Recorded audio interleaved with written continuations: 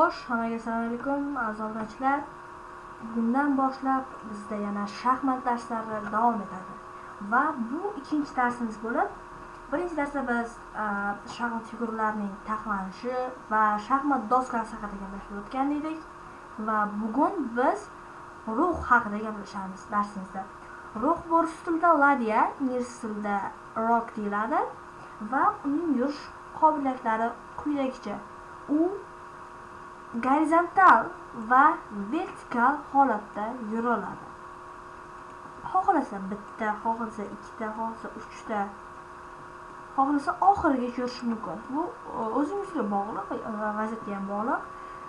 Va misol uchun uning oldida bunaqa piyoda turgan bo'lsa, u bu piyodaning ustidan uchib o'tolmaydi.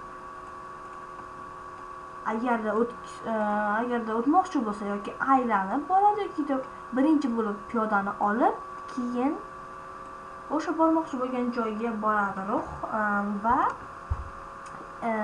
ko'pchilik odam so'raydi, qora ruh faqat qora ketaklarga yura oladimi deb so'raydi mendan va ruhga farq yo'q. Xohlasa oq, xohlasa qoraga yurishi mumkin. Va endi sipohni olish haqida gaplashib o'tsak, misol uchun bu yerda bitta piyoda turibdi va uni olish uchun ruhni uning o'rniga qo'yamiz. Uni o'rniga qo'yamiz, uning ustidan shashka kabi uchib o'tmaydi. Uchib ketish mumkin emas.